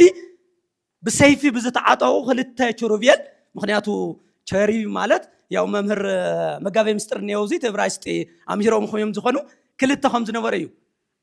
ኣይ ኣም እንድሕር ሃልይወሲ ቸሪብም እንድሕር ኢሉ ምናልባሽ ክልተን ልዕሊኡን ስለዝኾነ ማለት ኤሎሂም ምናምን ዝብሉ ያው ኩላትና እንመሃሮም ነገራት ስለዝኾነ ማለት ስለዚ ክልተ ተባሂሉ ዝተነገረና ምክንያቱ ምስቲ ኣብ ዮሐንስ ወንጌል ምዕራፍ 10 ድሕሪ ትንሳኤ ክርስቶስ ዝነበሩ መላእክት እውን ብቐጥታ ተተሓሓዝነት ስለዘለዎም ብክልተ ሱራፌል ሰይፊ ዝተዓጠቑ ገይሩ እታ ናብ ምብራቕ ትወስድ ዝነበረት መንገዲ እግዚአብሔር ኣምላኽ ዓፂዋ ንምንታይ ዓፂዋ ምክንያቱ ሕዚ ምስ ወደቁ እቲ ዘይብላዕ ምስ ወልዑ እንደገና ታኦም ህይወት ክወልዑ ስለዘይኽእሉ ህይወት ክረኽቡ ስለዘይኽእሉ ምክንያቱ ሕዚ እንታይ ስለዝኾኑ ሞትና ህይወት ሓቢሮም ክነብሩ ይኽእሉ ሕዚ ናብ ሞት ደረጃ ወሪዶም ኣለዉ ኣዳምና ሄዋን ንሕና እውን ኩላትና ማለት እዩ ሕዚ ብሓጢያት ተበኪሎም ኣለዉ ረሲሖም ኣለዉ ስለዚ ሕዚ ቅድስና ንጽህናን ሓቢሮም ክነብሩ ይኽእሉን ጸልማትን ብርሃንን ሓቢሮም ክነብሩ ይኽእሉን ብዙሕ ግዜ ኣብዚ ዮሐንስ ወንጌል ክንመሃር ከለና ኣብዚ ትመሃሩ ደቀ መዛሙርት ኩሉ ግዜ ተስታውስዎ ኢኹም ኣብ ምድሪ እስካዕ ትንሳኤ ክርስቶስ ሓደ ብርሃን ጥራሕ እዩ ነይሩ መን እዩ ነይሩ ኢየሱስ ክርስቶስ ጥራሕ እዩ ነይሩ እንበለ ሓጢያት ዝነበረ መን እዩ ነይሩ ኢየሱስ ክርስቶስ እዩ ነይሩ ብርሃን ጥራሕ ዝነበረ ኢየሱስ ክርስቶስ እዩ ነይሩ ስለዚ ኩሉ ኣብ ሓጢያት ስለዝወደቀ ሓጢያተኛን ጻድቅን ሓጢያተኛን ሓቢሮም ክነብሩ ስለዘይኽእሉ እግዚአብሔር ኣምላኽ ካፍታ ክነብረላ ዝግብኦ ኤደን ገነት ኣባሪርዎ ምክንያቱ ወዲ ሰብ ኣብኣ ክነብር እዩ ተፈጢሩ ነይሩ ተስታውሱ ዲኹም ዛ ኤደን ገነት መንገዲ ናብ ምስራቅ ትወስድ ተዓጽያት ትበሃል ዘላ መጀመርያ ኣብ ዘፍጥረት ምዕራፍ 2 ቁጽሪ 7 ንኣዳም ካብ መሬት ምስ ሰርሖና እፍ ኢሉ ብእስትንፋሱ ህያው ነፍሲ ምስ ፈጠረሉ እንደገና ብኢዱ ሒዙ ናብ ምስራቅ ገጻ ተተኺላ ናብ ዝነበረት ኤደን ገነት ኣሻገሮሞ ኣብኣ ንኽነብር ናብኣ ወሰዶ እዩ ዝብል ሕዚ እታ መንገዲ ኣነ ክሓስብ ከለኹ ብቐጥታ በታ ዝወሰዶ ገይሩስ እንደገና ንደገ ውፅይዎ ምክንያቱ ካብ ምዕራፍ 7 ናብ ምዕራፍ 8 ከሳግሮ ከሎ ናብታና ብምብራቕ ኣንፈት ተተኺላ ዝነበረት ኤደን ገነት ይወሲድዎ ነይሩ ከውፅኦ ከሎ እውን ብኣ ገይሮ ባሪርዎ ካብኡታ መጀመርያ ዝኸደላ ዓፂዋ ሕዚ ከመይ ናብኣ ትምለስ እያ ናይ ኒቆዲሞስ ሕንቅሊተይ ሕዚ መንግስቲ ኣምላኽ እትበሃል ዘላ ሓደ መግለፂ ያዙ እዩ ከመይ ገይሮ ኣዳም ናብኣ ይመለስ ናፍታ ዝወፃ ምክንያቱ ሕዚ ተዓፅያ እያ ክትክፈት ኣለዋ እንድሕር ከኣቲ ኮይኑ ክምለስ እንድሕር ኮይኑ ናብኣ ክትክፈተሉ ክትክእል ኣለዋ ስለዚ ከመይ ከም ዝተኸፈተት ኢና ንርኢ ማለት እዩ ስለዚ እቲ ብዋናነት ኣብዚ ክገልጾ ዝደለኹ ሓደ ሓሳብታ እዩ ንምንታይ እዩ ዳግም ልደት ኣድልዩ እንተኢልናስ ምክንያቱ ሞይትና ስለዝነበርና ስለዝሞትና ኩላትና ስለዝሞትና ዳግም ልደት የድልየና ነይሩ ማለት እዩ ነዚ ናይ መጽሓፍ ቅዱስ ክፍለታት ኩላኻትኩም ተብስቡ ለምሳሌ ኣብ ኤፌሶን ምዕራፍ 2 ነቶም ኤፌሶን ከተማ ዝነበሩ ክርስቲያን ሐዋርያ ቅዱስ ጳውሎስ ክጽሕፍ ከሎ ከምዚ እዩ ዝበለ ንስኻትኩም ብበደልኩምን ብሓጢያትኩምን ምክንያት ሙታን ነበርኩም እዩ ዝበሎም ምናልባሽ በደልና ሓጢያት ዝተፈላለየ ከም ዝኾነ ኣቦታትና ይነግሩና በደል ማለት ኣንፈቱ ስሒቱ ኣዳም ኣንፈቱ ስሒቱ ክወልዕ ዘይግባእ ነገር ብምብልዑ ናይቲ መንገዲ ጉዳይ እንትኸውን እቲ ሓጢያት ደሞ ናቱ ውፅእት እዩ ምክንያቱ መንገዲ ስሒቱ ወይም ደሞ ክወልዕ ዘይግባእ ነገር ብምብልዑ መጀመርያ ትምኒት ተመንዩ ኣምላክ ክኸውን ኢሉ ትምኒት ሓጢያት ትጠንስ ሓጢያት ደሞ እንታይ ትወልድ ሞት ትወልድ ማለት እዩ ስለዚ ኩላትና ትምኒት ጠኒስና ሓጢያት ትምኒት ኣምፂና እንደገና ሓጢያት ጠኒስና ሞት ስለዝወለድና ማለት እዩ ስለዚ ኩላትና ከም ናይ ኤፌሶን ክርስቲያን ብበደልናን ብሓጢያትናን ምክንያት ሙታን ስለዝነበርና ዳግም ልደት ኣድልዩና ማለት እዩ ጎይታና መድሓኒትና ኢየሱስ ክርስቶስ ከምቲ ኣብ ማቴዎስ ወንጌል ምዕራፍ 8 ነንቦ ሓደ ደቀ መዝሙር ሓደ ግዜ መምህር ኣነሲ ኣቦይ ቀቢረ ክመፅእ ሲ ፍቀደለ ኢልዎ እንታይ ዝበሎ ክድጎም ለሙታን ይቅብሩ ምውታን ይሆሙ ኢልዎ ማለት እዩ ስለዚ እቶም ሙታኖም ይቅብሩ ግደፎም ኢልዎም ስለዚ ክልቲኦም ኣፈላለዮም እቶም ሓደ ዝንቀሳቀስ ሬሳ ኮይኖም ይንቀሳቀሱ ነይሮም እቶም ሓደ ደግሞ ተሸኪሞም ዝኸዱ ነይሮም ብመንፈሳዊ ዓይኒ ግን ኩሎም ሙታን ነይሮም ማለት እዩ ስለዚ ብሓፂሩ እንታይ እዩ ንምንታይ እዩ ዳግም ልደት ኣድልዩ ተኢልናሲ ሞይትና ምንባርና ክንፈልጥ ኣለና ምናልባሽ ኒቆዲሞስ ሓደ ዝሰሓቶን ዘይፈለጦን ነገር ሙት ምዃኑ ዘይምፍላጡ ዶ ይኸውን ኢልና ክንጥርጥር ንኽእል ማለት እዩ እምበር ካሊእ ኣይነበረን ኩሉ ነይርዎ ግን ሙት እዩ ነይሩ ሓደ ግዜ ንሕና ንምንታይ ብደንብ ከምዘይ ንሰብኽ ትፈልጡ ዲኹም ሃፍታም ዝስበኸ ይመስለናን በዓል ስልጣን ዝስበኸ ይመስለናን ዝተኸበረ ሰብ ዝስበኸ ይመስለናን ዳግም ልደት ግን ንበዓል ስልጣን ኣይትብልን ንዝተኸበረ ሰብ ኣይትብልን ንመን ኣይትብልን ንበዓል ሃፍተ ገነት ኣይትብልን ምክንያቱ ዳግም ልደት ምስዮም ዝተሓት ፈፂሙ የውልን ሕዚ ናፍታ ካልኣይ ነጥበይ ከሸጋግረኩም ከለኹ በዚያ ንኣብነት ዳግም ልደት ዘይንውልድ ዘሎ ምክንያታት እንታይ እዮም ብዙሕ ይንወልኩምን ኣብዚ ኣብ ዮሐንስ ወንጌል ምዕራፍ 1 ካብ ቁፅሪ 12 እና 13 ክነንብብ ከለና ዳግም ልደት ካበይ ከም ዝኾነ ብቐሊሉ ይነግረና ማለት እዩ ዳግም ልደት ፈፂሙ ብሃፍተ ገነት ብስልጣን ካብ ሰብ ዝመጽእ ክብሪ ፈጺሙ ክርከበ ይኽእልን ምኽንያቱ እዚኣቶም ሞትና ክሽፍኖ ይኽእሉን እዚኦም ዘለዎም ኩሎም እንድሕር ብክርስቶስ ዳግም ዘይተወለደን ኮይኖም ሞታን እዮም ክንበጽሐሎም ይግበአና እንተ ፈሪሕና እውን እስከ ሓደ ግዜ ንጸሊ ክንደይ ሰብ ድዮም ዝሞታን እዙይ ክንደይ ክርስቲያን ድን ይሄና በትናይ ዳታ በትናይ ዓለም ዳታ እንተ ኮይኑ ክንደይ ድን ይሄና ኦርቶዶክሳውያን ንበሃል እኮ ምናልባት ካብ ዝቀረባ ግዜ ዝፈልጣነ እኮ ካብ 300 ሚልዮን ናይ ዓለም ህዝቢ እኮ ይበዝሕን ንሕና ኣሃት ቤተ ክርስቲያናት እንብሎ ዝደሓነ እንብሎ ማለት ዳርጋ ብፐርሰንት ይሰላሕ ተባሂሉስ 1% ጋና እኮ ይመልን ኣብዚ ሓዝ ዘለና ያ ትውልድ እኮ እቲ ዝበዝሕ ናይ ዓለም ህዝቢ እኮ እግዚአብሔር ዝፈልጦ እንተሃሊ እምበር ንሕና ብንፈልጦ እኮ ኩሉ እኮ ኣሞት ውሽጥ እኮ ይዝኒ ኤለን ማስክ ክርስቲያን ዲ ወይስ እንታይ ሙስሊም ዲ ክርስቲያን ኤለን ማስክ ትፈልጦ ወደ መጀመሪያ ወደ ናይ ዓለምና ቁጥር ሓደ ሃፍታም ወደ ዳቱ ካብ ግዜና ግዜ ስለ ዝቀየር ዘለዎ ገንዘብ ክነግረኩም ይኽእልን ናሽሎም ማዓንቲ ወሲኹ ቀኒሱ ክኸውን ስለ ዝኽእል ማለት ግን ቁጥር ሓደ ሃፍታም እዩ እንድሕር ሙስሊም ኮይኑ እንድሕር ክርስቲያን ዘይ ኮይኑ በምንም ተኣምር እንተበዚሓ ናይ ዓለም ሓኻይም ብምልኦም ህይወቱን ምድሓን እንተዝረባረቡ ምናልባሽ ክንደይ ዓመት ከጽንሕዎ ይኽእሉ ተኾይኑሎም ምሳይ ድንኹም ታየ ዝብል ዘለኹ ምኽንያቱም እንድሕር ዳግም ልደት ካብ ምንታይ ይኮነን እንድሕር ዘይተረዲና ኮይና ዳግም ልደት ምስጢሩ ስለ ዘይተረድና ክንወጽሐሉ ይንኽእልን ምኽንያቱ ንሕና ዓይኒ ኣብ ገንዘብ ኣብ ስልጣን ኣብ ሃፍተ ገነት ስለ ዝኾነ መጀመርያ ዝወደቀ ማለት እዩ እዚኦም ግን ዳግም ልደት ክትከው ይኽእሉን ጎይታና መድኃኒትና ኢየሱስ ክርስቶስ ከምዚ እዩ ዝበለ ኣብ ዮሐንስ ወንጌል ምዕራፍ 12 ከምዚ ኢሉ ነቶም ኩሎም ዝተቀበልዎን ብስሙን ዝኣምኑን ግና ውልደ እግዚአብሔር ክኾኑ ስልጣን ሃቦም ንሳቶም ከዓ ካብ እግዚአብሔር ዝተወለዱ እምበር ካብ ደም ወይ ካብ ፍቃድ ስጋ ወይ ካብ ፍቃድ ሰብኣይ ዘይተወለዱ እዮም ይብል ማለት እዩ ስለዚ ሰለስተ ነገራት ተቂሶ ኣለዉ እዚ ዳግም ልደት ካብ ምንታይ ይኮነን ካብ ደም ይኮነን እንታይ ማለት እዩ ንኣብነት ብሓረገ ትውልደ ይውለድን ካብ ኣቶ ገለ ካብ ግራስማች ካብ ዝተኸበሩ ኣቶ ገለ ብምውላድ ዳግም ልደት ይኸውንን ካብ ስጋን ካብ ደምን ይውልን ስጋና ደም መንግስቲ ኣምላኽ እውን ይወርሱን ኣይጠቕሙን ኢሉ ክርስቶስ ዮሐንስ ወንጌል ምዕራፍ 6 ቁጥር 33 ክንንብከልና ስጋ ምንም አይጠቅምን ይብል ንቅዱስ ጴጥሮስ ማቴዎስ ወንጌል ምዕራፍ 16 ክገልጸሉ ከለውን እዙይ ስጋና ደም ይገለጸልካን ይብል ሐዋርያ ቅዱስ ጳውሎስ ኣብቲ ናይ ትንሳኤ ትምህርቱውን ኣብ ቀዳማይ ቆሮንቶስ ምዕራፍ 15:55 ስጋና ደም መንግስቲ ኣምላኽ ኣይወርሱን ይብል ስለዚ ካብ ደም ዳግም ውላደ ይርከብን እቲ ካልኣይ እዚ ዝገለጾ ካብ ፍቃድ ስጋ ይብል ካብ ፍቃድ ስጋ ማለት እግዚአብሔር ዝደልዮ በቲ እግዚአብሔር ዝፈቀዶ በቲ እግዚአብሔር ዝሓሰወን ዝወሰኖን ዝኣቀደን እንተዘይ ኮይኑ ብናይ ባዕልኻ ድልየት እውን ይኸውን ስለዚ ድልየና ይኹን ናይ ስጋ ፍቃድ ማለት ብናይ ባዕልና ድልየት ይኸውን እቲ ሳልሳይ ብናይ ሰብኣይ ፍቃድ እውን ኣይኸውንን ይብል ኣሎ ብናይ ሰብኣይ ፍቃድ ማለት ብዋናነት ያው ብሉይ ኪዳን ዝነበረ ታሪክ ስለ ዝኾነ ብዙሕ ግዜ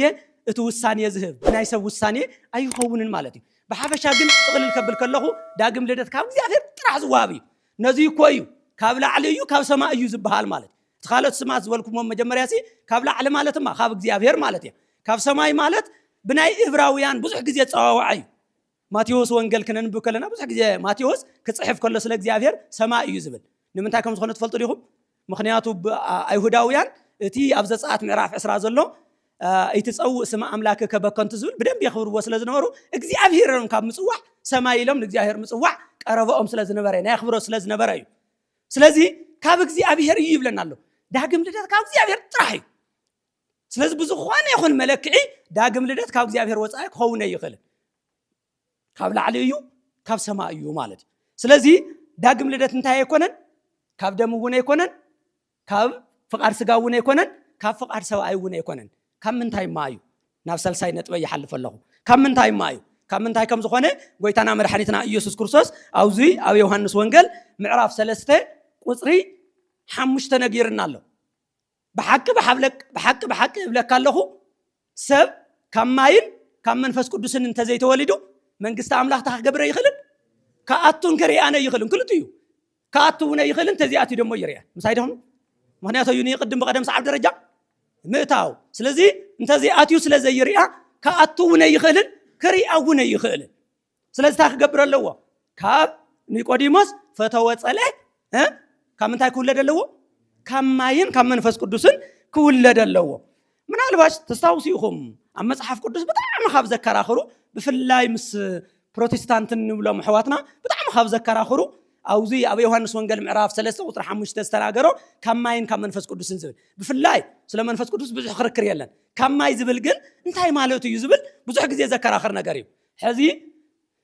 ዳርጋ መብዛሕትኦም ዝበልዎም ክነግረኩምሞ ኦርቶዶክሳዊ አስተምህሮ እዩ ዝብል ነገር እንታይ ማለት እዩ ካብ ማይ ማለት ዝብል ነገር ክንነጋገር ማለት እዩ ካብ ማይ ክብል ከሎ ብዙሓት ፕሮቴስታንት ለምሳሌ ኖ ትትገብርዎ ዘለኹም ብማይ ጥምቀት እኮ ትክክል ኣይኮነን ክርስቶስ ኮንስ ኣይኮነን ዝናገር ዘሎ ኣይተረድአኩምን ዘይተረድአኩም ነገር ኢኹም ትገብሩ ዘለኹም ኒቆዲሞስ ከም ዘይተረድአ ሁሉ ኦርቶዶክሳውያን ትበሃሉ ተዋህዶ ትበሃሉ ይተረድአኩምን ስለዚ ናይ ማይ ጥምቀት የድልን ናይ ማይ ጥምቀት ማለት ኣብ ዮሐንስ ወንጌል ምዕራፍ 3 ቁጥሪ 5 ቃል አምላኽ ማለት እዩ ይውልና ምሳይደኒኹም ቃል አምላኽ ይውልና ጥቅስ እውን ኣለዎም ንኣብነት ክልተ ጥቅስ ክነግረኩም ትሕት ኢልኩም ኣብ ዮሐንስ ወንጌል ምዕራፍ 15 ቁጥሪ 3 ክነብብ ከለና እንስኻትኩም ኢልዎም እንቶም ደቀ መዛሙርቱ በተሰማዕኹም ቃል ሕዚ እንታይ ኢኹም ኢልዎም ንጹሃት ኢኹም ኢልዎም በይኑ በተሰማዕኹም ቃል ስለዚ ማይ ዝብሎ ዘሎ ጎይታና መድሓኒትና ኢየሱስ ክርስቶስ ነዚ ኣብ ዮሐንስ ወንጌል ምዕራፍ 15 ቁጥሪ 3 ዘሎ ቃል አምላኽ እዩ ይውልና ማለት እዩ ካልኣይ ጥቅስ እውን ኣለዎም ብዙሕ ግዜ ዝጥቀስ ምናልባቶም ጥቅስታት እዚ መቸም ዘለናዮ ዘመን ትፈልጥይኹም ጥቅስ ተዘይ ነገርካዮ ኣይኣምንን ዝብል ትውልድ ስለ ዘለናስ ጥቅስ መሓዝ ግዴታ ዝኾነሉ ዘመን ስለ ዝበፃሕና ክትሕዝዎም ግዴታ እዩ ኣብ ኤፌሶን ምዕራፍ 5 ቁጥሪ 26 ክነንብብ ከለና እውን ቃል አምላኽ ተባሃሊ ኣሎ በቃል አምላኽ ንቤተ ክርስቲያኑ ጎይታና መድሓኒትና ኢየሱስ ክርስቶስ ከም ዘፅረያን ከም ዝሓፀባን ይናገር ማለት እዩ ስለዚ ኣይ ተሳሓይትኩም ይኹም በር ማይ ዝብሎ ዘለው እዚ ቃል አምላኽ ይውልና ኣውዚ ዝተነገረሉ ንስ ኣይኮነን ግን ሓደ ግዜ ማይ በቃል አምላኽ ዝተመሰለሉ ግን ከም ዘሎ ክንፈልጥ ክንክእል ኣለና ሓደ ግዜ ንሳቶም ስለ ዝበልዎ እቲ ናይ ቃል አምላኽ ክንክሕዶ ይብልና ማይ በቃል አምላኽ ዝተመሰለሉ ግን ኣብ ዮሐንስ ወንጌል ብትክክል ጎይታና መድሓኒትና ኢየሱስ ክርስቶስ ዝናገሮ ዘሎሲ በቃል አምላኽን ብመንፈስ ቅዱስ እንዲኹም ትውለድ ኢኹም ዝብል ዘሎ ኣይኮነን በኦርቶዶክሳዊ ማለት እቲ ካልኣይ ብዙሕ ግዜ ከም ኒቆዲሞስ ዝኾኑ ሰባት ደሞ እንታይ ይብሉ ማይ ማለት ካብ ማህፀን ወደኻ ምውላድ ማለት እዩ ይብሉ እዚ ሩሑ ከይከዱ ኣብኡ ኒቆዲሞስ ዝተሰናኸለሉን ዘይተረድኦ ነገር እዮም ጠቕሱልና ንኣብነት ኣብ ቁፅሪ 4 ሪኢኹም እንተኮይንኩም ከመይ ገይሩ ሰብ እንደገና ናብ ማህፀን ወዲኡ ይምለስ ስለ ዝበለ ኒቆዲሞስ ኣይ ሕዚ እቲ ማይ ዝብሎ ዘሎ ኒቆዲሞስ ስለ መንፈስ ቅዱስ ዘይተረድኦ እምበር እቲ ሓደ ጎንስ ተረድይዎ እዩ ስለዚ ካብ ማህፀን ወዶ ምውላድ ማለት እዩ ካብ ማህፀን ምውላድ ዝብልዎ ኣሎ ፕሮቴስታንት እንድሕር ብዙሕ ግዜ እንድሕር ሰሚዕኹም ኮይንኩም ካብ ማህፀን ወዶ ምውላድ ማለት እዩ ማይ እዩ ስለዚ ነዚ እውን ኣው እናሃለዎ ዮሐንስ ወንጌል ምዕራፍ 3 ቁጥሪ 4 ቁጥሪ 6 ይነግሩና ማለት እዚ እውን ትክክል ኣይኮነን እቲ ሳልሳይ ማይ ማለት ባዕሉ መንፈስ ቅዱስ ይውልና ማለት ታ ይውልና ምሳይደኒኹም ሰምዑና ኣለኹም ዲኹም ወና ኣይኹምኩም ትሰምዑ መንፈስ ቅዱስ ኢና ንሰምዕ ማለት ባኣይ ዝናገር ዘሎ ከምኡ ኮነለይ ናይ እግዚአብሔር ቅዱስ ፈቃድ ይኹን እሞ መንፈስ ቅዱስ ዝናገር ዘሎ ስለዚ ከምቲ መራሕ መድረኽ ዝበልዎ ታይ ዝበሃል ጎይታና መድሓኒትና ኢየሱስ ክርስቶስ ከም ዝበሎ ኣታ ጎይታና ንጹህ ዘረደ ዘሪእኻ ይነበርካ ነፍቲ ግራትካ መን እዚኦም ሲ ካበይ መፁ መን ዘሪእዎም ሰሎሲ ታይ ዝበለ ጎይታና መድሓኒትና ኢየሱስ ክርስቶስ ፀላ መፅኡ ፀላኢ ፀራብ መፅኡ ከምኡ ገይርዎ ኢሉ ስለዚ ፀራብ ከይወስደልና እግዚአብሔር አምላኽ ይሓልወና መንፈስ ቅዱስ ይኸልለና ስለዚ እቲ ሳልሳይ እንታይ ኢሎም ይትርጉምዎ እቲ ማይ ዝበሃል ዘሎስ ባዕሉ መንፈስ ቅዱስ ይውልና ነዚ ዋና ጥቅሶም ኣብ ዮሐንስ ወንጌል ምዕራፍ 7 37 እስካብ 39 ዘሎ እዩ ኩላትና ከም ነስታውሶ ጎይታና መድሓኒትና ኢየሱስ ክርስቶስ እንታይ ዝበለ ዝፀመን እንተሃልዩ ናባይ ይምፃሞ ማይ ህይወት ይስተ ስለዚ ብድሕሪኡ ካብ ውሽጡ ዝፍልፍል ሩዋ ክኸውን ኢሉ እዚ ግን ጋና ኣይኮነን ምክንያቱ ክርስቶስ ስለዘይ ዓረገ እዚ ዝናገሮ ዘሎ ግን ስለ መንፈስ ቅዱስ ይብል ትማይ ዝወለስ መንፈስ ቅዱስ ምዃኑ ስለ ዝተርጎሞ እዚ ወሲዶም ናብ ዮሐንስ ወንጌል ምዕራፍ 3 ቁጥሪ 5 ወሲዶም ኣይ እቲ ማይ ዝበሃል ዘሎ መንፈስ ቅዱስ ኢሎም ይትርጉምዎ ማለት እዚ እውን ኣይኮነን መቸም ኣብ ዮሐንስ ወንጌል ማይ ዝተፈላለዩ ናይታ ሳምራዊ ሰበይቲ እውን ኣስታውሱ እቲ ማይ ዝብለክ ዘሎ ዝጥይቐክ ዘሎ መን ምዃኑ ተትፈልጡ እየ ነርኪ ንሱ እንታይ ማሃበክ ነይሩ ኢልዋ ተትፈልጡ እየ ነርክሲ ንስኹም ለመንክ እየ ነርክሞ ንሱ እንታይ ማሃበክ ነይሩ ማይ ህይወት ማሃበክ ነይሩ ኢልዋ ማለት እዩ ስለዚ እዚ ስለ ዝፈልጡ ኣይ ነታ ሳምራዊ ዝተነገረ ብማይ ዝተመሰለ መንፈስ ቅዱስ ባዕሉ እዩ ኣብ ዮሐንስ ወንጌል ምዕራፍ 7 ዝተነገረ መንፈስ ቅዱስ ተባሂሉ ተተርጉሙ ስለ ዝኾነ ማይ ማለት መንፈስ ቅዱስ እዩ ባዕሉ ኢሎም እውን ይትርጉሙ ማለት እዩ እዚ እውን በኦርቶዶክሳዊትና በተዋህዶ እምነት ኣብ ዮሐንስ ወንጌል ምዕራፍ 3 ቁጥሪ 5 ኮይና ክረኸለና እዚህ ትክክለ ይኮነን ይኮንኩም ዝብለኩም ዘላሁ በዮሐንስ ወንጌል ምዕራፍ 3 ቁጥር 5 ግን እቲ ትክክለኛ ግን ንሰ ይኮነን እቲ ትክክለኛ እንታዩ ባዕሉ ማይ እዩ ስለዚህ በማይ ክንጥመቀለና እዩ ስለዚህ ናብነት ኻሊ ኸይተቀስናሲ ናአና ዝመጸልና እምነት ትፈልጥዎ ኢኹም ኣብ ግብረ ሐዋርያት ምዕራፍ 8 ዝተነገረ ማለት ስለ ጃንደረባ ሁላትና ንሳውሰይና ወደ ሐዋርያ ቅዱስ ፊልጶስ ንጃንደረባ ወይም ደግሞ በናይ ቤተ ክርስቲያን ስሙ መልከ ጼዴቅ ኢና ንብለፍት በታሪክ ናይ አቡ ናይ ዲኡ ስም ምን ይዝባል ታሪክ አይተማርኩም እንዲሁ ባኮሲ ይዝባል አቡ ነዲን ዘውጽሉ ስም ባኮሲ ይባል ባኮሲ እኮ አይፈልጣን በሐቂ ናይና ቋንቋ ማይት መስለን መልከ ጼዴቅ ያው ንፈልጠይና ስለዚህ ናይ ክርስትና ስሙ መልከ ጼዴቅ ናይ አቡ ናይ ዲኡን ስም ባኮስ በተናይ መጽሐፍ ቅዱስ ደግሞ ጃንደረባ ዝባል ዝነበረ ተሳውስዎም ኢሳይያስ ምዕራፍ 53 እናንበበ ጸኒሕዎ እትተንቦ ዘለኻ ትርዲኻ ኢሉ ምስጠየቆ አይ ዝሕግዘኒ ዘርድአኒ ዘይብለይ ከመይ ገይረ ይፈልጠይሉ ካብ ኢሳይያስ ጀሚሩ በተቀላላ ስለ ጎይታና መድኃኒትና ኢየሱስ ክርስቶስ ምሰማሃሮ ቁጥር 37 ከይዱ ከምዚሉ ጃንደረባ ስለዚህ እንድሕርኮም ኮይኑ እንሆ ማየብ ቅድመይና ስለዚህ ከይጥማቅ ዝኽልክለን እንታይ ነገር ኣሎ ምስበለ ንፊልጶስ ደግሞ እንድሕር አሜን ካይካል ስለዚህ አምንየ ስለዚህ እመን ይልዎ ታይሉ ዘአመነ ኢየሱስ ክርስቶስ ወዲ ሕያው እግዚአብሔር እዩ ኢሉ አሚኑ ማለት ሓደ ጊዜ ታሪክ የምር ስለዚህ ወርኩ ሕዝሕዝ እኳ ይወሃበንን ሞ ክብለን ከሎ ዳግማው ጴጥሮስ የዝብሎኒ ናተይ ስለዝኾነት እንተወሲድያው ምክንያቱም ቅዱስ ጴጥሮስ ኣብ ማቴዎስ ወንጌል ምዕራፍ 16 ቁጥር 16 እዚ ስጋ እንደምን ይገለጸልካን ሰማያዊ በእዩ ገሊጽልካ ኢሉ ዝገለጾ ንስኻ ክርስቶስ ወዲ ሕያው እግዚአብሔር ኢኻ ዝብል እምነት بخلأي درجة قال بقال زدقما جاندرا واصل زخونه نحن زمت እምነቱ ونسايا እታቤተ ክርስቲያን ክርስቶስ ዝተመስረተት እና ዝተሰርሐትውን ኣብዛኹ ሕዚ ኣስለ ዝኾነት ማለት እዛ እምነት እዚኣ እያ ኣቦታትና ቀቢሎምና ንሕና ሒዝና ነቀብል አይደለና ያው ኩላትና ሕድሕድና ንሕተት ማለት በሐፈሻ ግን ኩሎ ዝደለይኹ እንታይ እዩ ኣብ ዮሐንስ ወንጌል ምዕራፍ 3 ቁጥር 5 ዘሎ ማይ ዝብል ባዕሉ ማይ ዝኾነ ካብ ጎይታና መድኃኒትና ኢየሱስ ክርስቶስ ኣብ ዕለተ ዓርቢ ካብ ጎኑ ዝወፀ ዝፈሰሰ ማይ የገዎ እዩ ማለት ስለዚህ ምስ መለኮት ዝተዋሃደ ማይ እዩ ስለዚህ ጥምቀት በማይን በመንፈስ ቅዱስን ይዝካናውን ማለት ምናልባሽ ሕዚ ብዙሕ ነገር ስለንሰምዕ ብዙሕ ፍሽፍሽ ዝብሉ ነገራት ኣለውና ናይ ቤተ ክርስቲያን ታሪክ ነንብብ ከለና ግን ብፍላይ እስካብ 15 ክፍለ ዘመን እስካብ 14 እስካብ 15 17 እስካብ ናይ ሉተር ትምህርት ዝመጽእ ዝኾነ ይኹን ናይ ቤተ ክርስቲያን ቦታት ስለን ጥምቀት ፈትሹ በማይን በመንፈስ ቅዱስን እዮም ዘጥምቁ ነይሮም ማለት በማይን በመንፈስ ቅዱስን እዮም ስለዚህ ኣብ ዮሐንስ ወንጌል ጎይታና መድኃኒትና ኢየሱስ ክርስቶስ ኮነ ኢሉ በማይን በመንፈስ ቅዱስንና ክንጥመቅ ዘለና ማለት እምበአር ሕዚ እስካ ሕዚ እንታይ ርኢና ኣለና ካብ ምንታይ ይኮነን ካብ ምንታይ ከዩ ዝብር ርኢና ኣለና በመንፈስ ቅዱስ ብዙሕ ሓተታ የለን በመንፈስ ቅዱስ ዘከራኽር ጉዳይ ውን ይኮነን ብናይ እግዚአብሔር ህይወት ኢና እታ ካብ ሰማይ ትበሃል ዘላ ካብ እግዚአብሔር ትበሃል ዘላስ በዋናነት በጎይታና መድኃኒትና ኢየሱስ ክርስቶስ እንረኹ ናይ አብን ናይ ወልድን ናይ መንፈስ ቅዱስን ህይወት ዝኾነ ናይ መንፈስ ቅዱስ ህይወት ስለ ዝኾነ በማይን በመንፈስ ቅዱስንና እንውለድ ማለት ስለዚህ እንታይ ማለት እዩ ናፍቲ ሕዚ ናፍታ ራብዒት ክመጽእ እና ወዳ ኾየ ናፍታ ኸይዲ ስነ ስርዓታ ክመጽእ ስለዚህ በማይ ማለት ታዩ በዋናነት እምበአር ድሕነት ክበሃል ከሎ ክልተ ነገር እዩ በዋናነት ክልተ ነገር እዩ ሓደ ኣብቲ ዘፍጥረት ሕዚ በደንብ ገይሩ ረአየኩም እንድሕር ሃልዩ ስእላዊ መግለጽዩ ኣብ ኣይመረኹም እንድሕር ተሳኢሉ ኮይኑ ኣዳም ካብ ገነት ክባረር ከሎ እታ ኦም ህይወት በሊዕዋን ይርደ ይበልዓን ኣይበልዓን ወደ ዝተባረረሉ ምኽንያት ዋና ምኽንያትና ገነት ዝተዓጸወተሉ ዋና ምኽንያት ደግሞ ከም ተቃሉ ዝነገረና ንምንታይ እዩ እንደገና ሕዚ ኢዱ ከይዝርግሕሞ ካብ ኣበሊዑ ንምንታይ ከይነብር ንዘላለም ከይነብር ታይ ማለት እዩ ኣብ ገሃነም መጀመርያ ኣብ ሲኦል ድሓር ደሞ ኣብ ገሃነም እሳት እናተሰቃየ ከይነብር ምኽንያቱ ብርሃን ምስ ጸልማት ሕብረት የውልን ሓጢያት ምስ ጽድቂ ምስ ቅድስና ምስ ንጽህና ሕብረት የውልን ሓቢሮም ክነብሩ ይኽእሎም ሓዲዩ ከግልጽ ኣለዎ ብርሃን ተሃልዩ ጸልማት የለን ጸልማት ተሃልዩ ደሞ ብርሃን የለን ስለዚህ መጀመርያ ታይ ክቅንጠጥ ኣለዎ እቲ ጸልማት እቲ ሓጢያት እቲ በደል ፈጺሙ ክቅንጠጥ ኣለዎ ማለት እምበአር ድሕነት ክትርእይዎ ከለኹም ክልተ ነገር እዩ በዋናነት እቲ ሓደ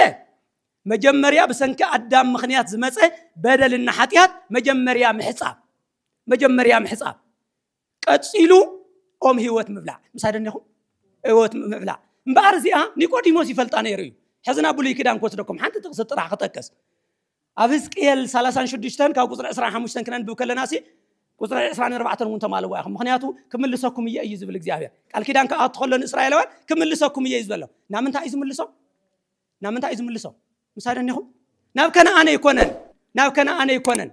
ናይ ከነኣን ፍጻሜ ናብ ዝኾነ ሕዝን ኒቆዲሞስ ዝነገሮ ዘሎ ናብ መንግስቲ ኣምላክ ክምልሰኩም እዩ ዝብልዎ ግን ክምለሱ ተኾይኖም መጀመርያ ብቀደም ሰዓብ ደረጃ ክፍጸሙ ዝግባኦም ትንቢታት ሕዝቅኤል መንፈስ ቅዱስ ንሕዝቅኤል ነጊርዎ ታይ ዝበሎ ቁጥር 5 ብማይ ክሓጽወኩም እየ ካብ ርኽሰትኩም ታገብረኩም እየ ከንጽሐኩም እየ ካብ ብድሕሪኡ እታ ኣብ ውሽጥኹም ዘሎ ናይ እንታይ ከውጾ እየ ዝበለ ናይ እምኒ ልቢ ታገብሮ እየ ከውጾ እየ ከውግዶ እየ ብድሕሪኡ ናይ ስጋ ልቢ ክትከልኩም እየ ካብኡ መንፈስ ክሕድረልኩም እየ ካብኡ ብድሕሪኡ መንፈስ ቅዱስ ኣብኡ ክሕድረልኩም እየ ይብል መንፈስ ቅዱስና መንፈስ ክልቲኦም እዮም ተጠቂሶም ዘሎ መንፈስ ክሕድረልኩም ምኽንያቱ መንፈስ ሙታን ስለ ዝነበርና መጀመርያ መንፈስ ቅዱስ መሕደር ዝኸውን መንፈስና ክውለድን ሕዚ ዝዳግም ዝሎ ዛስ ክልተ ልደት እዩ መንፈስና ተወሊዱ እንደገና ካብ መንፈስ ዝተወለደ መንፈስ እንዲህ ዝበለ ወደ ምሳይደኒኹም ካብ መንፈስ ዝተወለደ መንፈስ ማለት እዩ ክልተ መንፈስ የነዋ ወደ ታናይ መጀመርያ መንፈስ ታያ ምሳይደኒኹም ታናይ መጀመርያ መንፈስ ታያ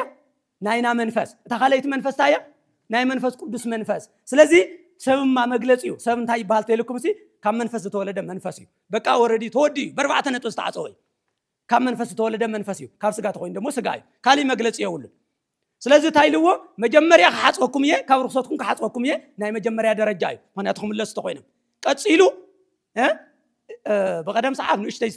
انتنا لو انا يقدم ايز الله تناي لب بنبر دحريات متصو قصري 26 يا زلا تناي لب امني كوصلكم يه بناي سغا لب خطكوي لبنا تفلط دخم منتاكم خمس غورو اب افيسن معراف 3 قصر 10 تخنن بكلناسي غويتنا مرحيتنا ايس كريستوس اب لبونانا خمس حدر يناغر مالت منتان من محدر خون نزحزي انه ولدالو هيوت محدر من تخون مالت ስለዚህ ናይ እምኒ ልብ ማለት ፈጽሙን እግዚአብሔር ዘይዘዝ አዳማዊ ማንነት አፍትናይ ቀዳማዊ አፍቱ ዝሞተ አፍቱ ዘይተአዘዘ አዳም ውስጥ ዘሎ ልቦና እዩ ስለዚህ ልቦና እዚ ኩገድ መጀመሪያ ታይዝ በሃል መጥባሕት ክግበረሉ ኣለዎ ምሳይደንኹ መንፈሳዊ መጥባሕት ክግበረሉ ኩገደሉ مستوجده بدحريو منفس كحدرلكم يه كاو منفس قدوس كحدرلكم يه كاو تحدر منفس قدوس تزازي كحلوكم يو كغبركم يبل نحنا يكون انت تزاز እግዚአብሔር እንحلو بوانانت ابانا زلو منفس قدوس تزازو خنحلون كنت غبرو እንደዚህ حقيزنا بناي بعلنا كم نيقوديموس كنغوري نخل فصيبي نغبر لمنታይ ديبሉ ይክዳል كل سيول زورد نور ናይ እግዚአብሔር حقي بملؤነት كم ክርስቶስ ክፍጽም ስለዘይ ይኽእል ኮይ ናይ ሕጊ ፍጻሜ ዝኾነ ክርስቶስ ናይ ፍቅር ፍጻሜ ዝኾነ ክርስቶስ ስለዘይ መጽዩ ፈጽምና كنغورو نخل ነገር የለም ስለዚህ መንፈስ ቅዱስ መስሐደር ኩልኩም ሽዑ ተዛዘይ ክሕልወኩም እዩ እንደገና ተዛዘይ ከትግብረኩም ይብል ማለት ንሱ መንፈስ ቅዱስ ይዘ ትግብረና ባርኒ ቆዲሞስ ንሱ ይዝ ነግሮ ዘሎ ሕዚ ዳግም ተወለድ ዝብለካ ዘለኹ ኣብ ሕዝቅኤል ብዝርዝር ትፈልጦ ቀጽሉ ዘሎ ምናላ ሸፍትን ሳይና ንዕሎ ብዙሕ ግዜ ኣብ ሕዝቅኤል 39 ዘሎ ታሪክ ትፈልጦን ኩሉ ግዜ ንሕዝቅኤል ታየር ይወሲ ኣብ ሓደ ለሰብ ሓደ ሜዳ ማዓት ደረቀ ዕጽምቲ ዝመለር እዩ ዳሓር ንፋስ ክነፍስሲ ተነበየሎም ኢልዎ ተብጣዕም ዝገርም እንቶም ዝደረቁ ዓጽምትሲ ግን እንደገና ይሰምዑ እዮም ቃል አምላክ ተነበየሎም ክሰምዑ እዮም ኢልዎ ማለት ዝደረቀ ዓጽሚ እዩ ነይሩ ኒቆዲሞስ ምሳይደንኹ ናይ ኒቆዲሞስ ጥራሕ ጸገም ግን አይነበረም ኩላትና ዝደረቀ ዓጽሚ ኢና ነይርና ዳግምን ዘይተወለደ ሰብ ዝደረቀ ዓጽሚ እዩ አይ ለማ አንተ ይደረቅና ነና ኮይና እንቀሳቀስተልኩም ከይና እንድሕር ዳግም ዘይብልና ኮይና ምድራቅና ይተርፍን ምድራቅ ማለት ክርደና ከለሎ ነብስና ኣብ ሲኦል አትያት ሳቀንት ኮይና ኣብ ናይ አጋንንት እግርና ተረገጸት በአካልና ትንሳኤያዊ አካል ከይረኸና ኾን ክርስቶስ ከይኮና ኣብ ስቃይ ሲኦል ነበር ተኾይና እዙይና አና ዝደረቀ ዕጽምቲ እዩ ማለት ስለዚህ ሓዲርዎም ካብኡ ተላዒሎም ማለት እቲ ኸይዱ ምናላሽ ናይ ትንሳኤ ጉዳይ ስለዝኾነ ነገረና ምስ ዳግም ልደትና ግን ዝተሓዙ እዩ ማለት ዳግም ዝተወለድና መንፈስ ቅዱስ ስለዝኾነ ኣብ ሕዝቅኤል 37 እውን ንኒቆዲሞስ የስታውሰሎ እምበኣር ኒቆዲሞስ ዝነበረ ጸገም ከምቲ ዘጓዕኹም እዚ ንሕና ንሓስብ ኮይኮነስ ዋና ጸገሙ ሕዝቅኤል 37 እና ካልኦት ስለ ዳግም ልደት ዝተነገሩ ነገራት ከመ እዮም ዝፍጸሙ ዝብል ኣብ ውሽጡ ጋና ዘይተመለሰ ሕቶ ነይሩ ንሕና እውን ብዙሕ ተለና መንፈስ ቅዱስ ይመልሰልና ስለዚህ እዚ እዩ ነይሩ እቲ ዝርዝር ማለት ሕዝናፍታ ዝርዝር እንደያዛት ዘለኹ እዚ እዩ ነይሩ እቲ ዝርዝር ዝርዝር እዚ ኣብ ሕዝቅኤል ዝተነገረ ግን ናብ ሐዲስ ኪዳን ህንጾ ኸልና ሕጽረቢልና ክንገልጾ ኸለና እንታይ እዩ ድሕነት ክልተ ነገር ኢለ ነይራ መጀመርያ ከምተ ሕዝቅኤል ዝተነገረ መጀመርያ ክንሕጸበለና ካብ ርክሶትና ክንሕጸበለና ካብ ኃጢአትና ክውገድ ኣለዎ كم زحر هذا جزء سمعتيهم ستاتس كو زبالة لور ستاتس كو مالتي أدم قدم ودقت نافذ نبرة درجة كمل سلوه مستمل سجن سوق يخوان نزبل يوحنس وانجل معرف شدشته بزي أمل كعطن بولي يلاوكم مالتي تعيز ولا قويتنا مدحتنا يذكر سوا يوحنس وانجل سجاي ناي حكي تايو ما يبلعيو ده ما يدمو ناين تايو ناي حق مستايو ناي حق زي كونه مستلو كلتا نغرات ينير او زفترت معرف كل تخنن بكلناما ثلاثه عينات مغبታት نيرن እቲ ሓደ ዝተኸልከለ ጽቡቕን ሕማቕን ዘፍልጥ ሞት ዘምጽእ ሓጢያት ዘምጽእ ዝተኸልከለ ምግብ ነይሩ እቲ ኻሊ ደሞ ንምብልዑ ጥዑም ዝኾነ ምግብ ነይሩ ግዝያዊ ምግብ ነይሩ እዚ ጎይታና መድሓኒትና ኢየሱስ ክርስቶስ ተናገረን ምንታይ ከም ዝኾነ ተሳውሲኹ ኣብ ዮሐንስ ወንጌል ምዕራፍ 6 ነቶም 7,000 ዝነበሩ ምስኡ 5,000 ዝኾኑ ኣጽጊቡ ምግብ ሰውልዖም ድሓር ንሳቶም ዛ ምግቢ ኣፍታ ድሩ ኣበሊዖምስ ንጽባሒቱ ናፍታ ዝነበሩ ዋንተ ተመለሱስ ንጎይታና መድሓኒትና ኢየሱስ ክርስቶስ ኣፍታ ቦታ ሲኢኖም دحر تختيلهم كيدا موت أدرس مرهوا ممهر أو زيادة خان نيلهم ممهر مبالي أو نخلاتنا قلت يعني كودي مسؤول ممهر ولا لا حظوا لي عنتو كاف سمايز ورد قويتنا مدحنا يسكر سسي ممهر قات صبوت خونه نجرجن هيوت كيف الناس لازم خونه اتوان نقول فيه هيوتيا داقم هالليدات مسي هيوتيا التعاز سلازة تايلوهم أي تدل نزل لهم فليت أكمل لهم مغنياتهم سلازة تأخذ متأمرات كي كونسي سلام تأخذ دلنا لهم سلا حلا في مقبي سلا حلا في مقبي أي تسعروا إلو تناغيروهم مالتي سلازي كم تماتيوس وانجلو ونستناغرو مخنياتهم نقب زير ليو هيوت كدان زير ليو سونت دليلو أماتيوس وانجل معرف شدشتا مالتي حزب كلاتنا ما حنق اللي تيزخون النازوي بزو حساب يفلطيو بوشت يفلطيو زل عالماو هيوت وقوني دليو كم تركوي زي يفلطا بغنزو خم زي تركوون يفلطيو بسلطان كم زي تركوون يفلطيو كابساب كبر خم زي تمصون يفلطيو سلازي اسكن حقزو مخنياتو زي اسلاز فلطاسي اي لكيخا وشتخاون زلالماو هيوت يدلل لكن زلالماو هيوت قول في ان مدحانيت افتي دكتور زخونه غويتانا مدحاتنا ኢየሱስ ክርስቶስ ያዘላይና مسخونه ተሐዞ ይግበእና ማለት مسخونه ተሐዞ ይግበእና ስለዚህ እዞም ሰለስተ ምግብታት ነይረው ቅድሚኡ ማለት እና مستحصبه ወዲያውኑ እታኦም ህይወት በሊዑ እታናይ መጀመሪያ ዝነበረ ተካናወነልና ማለት አዳም ከይበልዓ ዝወፀ ተመሊስና ንበልዓ እዚኣ ክንበልዕ ተኮይና ግን መንገዳ በቤከርካ አያትቶ ምሳደነኹም በታጸለ በለስ ምሳድረቀ ታጸለ በለስማ ሓደ ምሳሊያ ናይታ ጽቡቕን ሕማቕን ተፍልጥ ሞት ተምጽእ በለስያ ነራ እዛ በለስ እንዲና ንብላ ብዙሕ ግዜ ክንጽዋዕ ከለና ስለዚህ ናታ ያ ነራ አውጊድዋ አመንገዱ የላን ሕዚ አብራ ዮሐንስ ምዕራፍ 11 22 ክትረዋህ ለው አፍታ ሰማያዊት ኢየሩሳሌም ሕማቕን ጽቡቕን ተፍልጥኦም የለን መሰናኸል የለም ኩሉ ተወጊድ እዩ እንዳው ራእይ ዮሐንስ ተንብኹ ኣለኹም ራእይ ዮሐንስ ምዕራፍ 22 እቲ መንገዲ እውን ተኸፊትልና እዩ ዝብል እቲ ተዓጽዩ ዝነበረ መንገዲ ተኸፊትልናስ ካፍታኦም ህይወት ክንበልዕ ስልጣን ረኺብና እዩ ዝብል ማለት ግን መንገዳ ጎይታና መድሓኒትና ኢየሱስ ክርስቶስ ሕዚ ኸዳ ዘሎ በታ መስቀል እዩ ሕዚ ኸይንውሕልኩም በር ብዙሕ መውጋዕ ኩ ነይረ ብዙ ብዙሕ መውጋዕና ነርና እቶም ሱራፊኤል ጠቕላላ መተሓዝ ላይ ነርና ምስ ዝበልና ግን ነጠቢው ሰዓት ቃል ተወቆ ስለ ዝኾነት እታ መንገዲ እዚኣ እያ እምበር እታ ሓደ መጀመርያ ንሕና እታኦም ህይወት ክንበልዕ ተኮይና ዳግም ክንውለድ ተኮይና መጀመርያ ሰለስተ ደረጃታት በትማይ ዝተመሰለ ክንሓልፍ እንክለለና ሮሜ ምዕራፍ 6 ካብ ቁጥር 3 ጀሚርኩም ኣብ ገዛኹም እስካብ 10 ንብዋ ጎይታና መድሓኒትና ኢየሱስ ክርስቶስ ታይ ዝብል እንድሕር ደኣ ዳግም ክንውለድ ኮይና መጀመርያ ምስ ክርስቶስ ክንስቀል ክንክለለና ምስ ክርስቶስ ምስቃል ጥራሕ ኣይኮነን ምስ ክርስቶስ ታንኮውን ኣለና ክንመውት ኣለና ኣይሞቱን ዝብሉ ሰባት ስለ ዘለው ምማት ጥራሕ ኣይኮነን እቲ ክቕበር ዝግብኦ ምስ ጎይታና መድሓኒት ኣይኮውን ኣለዎ ክቕበር ኣለዎ ስለዚህ ብድሕሪኡ ኢና እዚ እቲ ክቕበር ዘለዎ ክመውት ዘለዎ ክስቀል ዘለዎማ እቲ ብሓጢያት ምኽንያት በአዳም በደል ምኽንያት ዝመፀ ብምሉ ክሕፀብ ክኽእል ኣለዎ እዚ ከይተሓፀበ እቲ ትንሳኤያዊ ህይወት ዳግም እንውለደሉ ህይወት ካብ ጎይታና መድሓኒትና ኢየሱስ ክርስቶስ ካብ ጎኑ ዝፈሰሰ ማየገወን ደምን ክረክበ ይንኽእልን ስለዚህ ቀጥላ ዘላ እንታይ እያ ብመንፈስ ቅዱስ ድሕሪኣ መንፈስ ቅዱስ ሳይንረክብ እታ በኤደን ገነት ዝነበረት ኦም ህይወት ናይ ክርስቶስ ስለ ዝኾነት ናይ ክርስቶስ ህይወት ንረክብ ብድሕሪኡ ዛ ህይወት ተረኺብና ኮይና ብድሕሪኡ ዝቕፅል ነገር እንታይ እዩ ካልእ ግዜ ክትመሃርዎ ኢኹም እንታይ እዩ ዝቕፅል ዕብየት እዩ ዝቕፅል ሓቂ ናይ ሓቂ ምግብን ናይ ሓቂ መስተን እናበላዕኻ ንዘለኣለም ብመንፈሳውነት ምዕባይ ይኸውን ማለት እናዓበይና ንኸይድ ብመንፈሳውነት ዳግም ግን ክንውለድ ኣለና ናይ ኩሉ ነገር ምውላድ እዩ ዝጅመር ብድሕሪኡ መንፈሳዊ ዕብየት ኣሎ ግን እስኪ ክውድአልኩም ሕፅር ኣቢለ ማለት ብድሕሪኡ ምስ ተወለድና ዳግም ምስ ተወለድና እንታይ ኢና ንኸውን ምስ ተወለድና ምስ ክርስቶስ ንዓርግ ከምኡ ዝብል መፅሓፍ ወደ ድሕሪ 40 መዓልቲ ምስ ፀኒሕናሲ እንታይ ኢና ንኸውን فيليب من أمنت إفسس المعرف كل تقدر شدش ساسي عند حرد أمسو طلع عليكم كوينكم ناب سمايات مسو عرقوكم يبل قلاسي سونكم يبلنا مس كريستوس انت أمويتكم كوينكم مس كريستوس عند حرد أتساقيكم كوينكم هذا هيوتكم في كريستوس زلوا أو إياه زلا نسخ قلت كله حبركم كتقولات يخم مغنياتو هيوتنا ويزلا أب سماء يزلا زيجت الناتنا ون سماها وخويني بداقم لدتنا مالك راح قلنا سيكون المسحف قدوس نقرنا